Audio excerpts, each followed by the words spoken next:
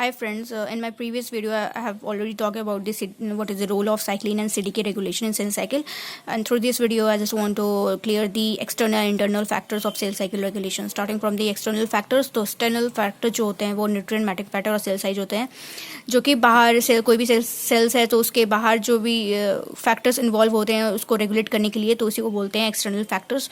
तो यहाँ पे हम लोग देख रहे हैं एनएमसी, न्यूट्रिएंट मैट्रिक फैक्टर और सेल साइज, जो कि बर्डिंग ईस्ट में है. और फिर सेकंड थिंग हायर एनिमल में क्या होता है कि यहाँ पे हम लोग देख रहे हैं कि स्टार्ट पॉइंट है जो कि लेट जीवन में प्रेजेंट है, और हम लोग में जो प्रेजेंट होता है लेट जीवन में रिस्ट्रिक्शन पॉइंट प्रेजेंट होता है. तो ये भी ग्रोथ फैक्टर है. रैफ रैस ईआर के एम के पाथवे अलग आता है, इसका अलग मैकेनिज्म है. तो उससे साइक्लिन डी जो है वो सिंथेसिस होता है. तो हम लोग देख चुके हैं what is cyclin. Cyclin is a regulatory protein while CDK is a kinase protein, and together it performs many functions. तो जी नॉट स्टेज हम लोग क्या देख रहे हैं कि क्वेश्चन स्टेज है, मेटाबॉलिक एक्टिव है. तो इसमें एक क्वेश्चन आता है एग्जाम में भी कि स्क्रीन फाइब्रोब्लास्ट जो है वो जी नॉट फेज में होता है, कि जी नॉट फेज में होता है. एक न्यूरॉन सेल्स भी होता है, वो भी जी नॉट फेज में प्रेजेंट होते हैं. फिर इंटरनल रेगुलेशन हम लोग देखते हैं कि जो इंटरनली सेल साइकिल को रेगुलेट करता है उसको इंटरनल रेगुलेशन बोलते हैं. तो इसमें चेक पॉइंट्स आते हैं जो कि चेक करते हैं. Check points just like arrest phase है, स्टॉपिंग फेज है, जिसमें सेल्स अपने आप को चेक करता है कि वो फुली प्रिपेयर है कि नहीं एम फेज के लिए, यानी कि माइटोसिस फेज के लिए. तो यहाँ पे हम लोग देख रहे हैं G1, S, G2 फेज. इसमें 4 चेक पॉइंट्स हम लोग पढ़ते हैं मेनली, जिसमें एम फेज में एक स्पिंडल असेंबली चेक पॉइंट भी आता है. फिर डैमेज डीएनए और एनरेप्लिकेटेड और डैमेज डीएनए को चेक करता है ये. तो सेल साइकिल चेक पॉइंट्स. अब हम लोग वन बाय वन देखते हैं कि G2 फेज में क्या होता है, G1 फेज में क्या होता है, S फेज में चेक पॉइंट्स क्या होता है. तो नाम से पता चल रहा है G2 के बाद M फेज आता है. तो G2 में ये चेक करेगा कि ये कोई डैमेज डीएनए तो नहीं है, और या फिर कोई अनरेप्लिकेटेड डीएनए तो नहीं है. नहीं तो फिर ये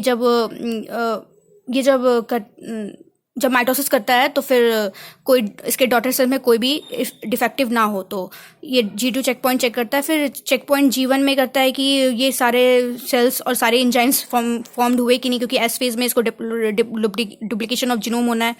फिर एस फेज में देखता है, ये मॉनिटर करता है integrity of the two ensure that damage DNA is repaired before it is replicated. तो ये एस फेज हो गया. अब हम एम फेज का चेक पॉइंट देखते हैं. तो एम फेज में आता है स्पिंडल असेंबली चेक पॉइंट, जो कि मेटाफेज पीरियड में ये चेक करता है कि अलाइनमेंट ऑफ मेटाफेजिक प्लेट पे ये स्पिंडल फाइबर अच्छे से अटैच्ड हुए कि नहीं तो फिर अगर क्रोमैटिड्स से सेपरेट होने में अनइक्वली डिस्ट्रीब्यूट होते हैं तो फिर कोई भी डिजीज काउज कर सकता है. तो यहाँ हम लोग देखते हैं कि ये स्पिंडल असेंबली चेक पॉइंट अगर ऑन है तो ये जो मैड CDC और मैड1 जो है वो एक कॉम्प्लेक्स बनाता है साथ में, जो कि CDC20 को रोक के रखता है. CDC20 है सेल डिवीजन के लिए रिस्पॉन्सिबल होता है, तो इसको ये पहले रोक के रखा. उसके बाद APC/C जो है इनएक्टिव है, क्योंकि ये CDC के साथ बाइंड करता है तभी ये एक्टिव होता है. फिर जब ये स्पिंडल असेंबली चेक पॉइंट जब इसके अपना काम पूरा कर लिया तो फिर ये ऑफ हो जाता है. उसके बाद ये दोनों कॉम्प्लेक्स बना लेता है. उसके बाद यूबिक्यूटिनेशन होता है. यूबिक्यूटिनेशन जो कि प्रोटियोलाइसिस इवेंट है, जो इसके ऊपर यूबिक्यूटिनाइज्ड साइन है जो कि डिग्रेड हो जाता है. फिर साइक्लिन डिग्रेड हो जाएगा, जिससे इनएक्टिविटी के हो जाएगा, और फिर माइटोसिस प्रमोट करेगा.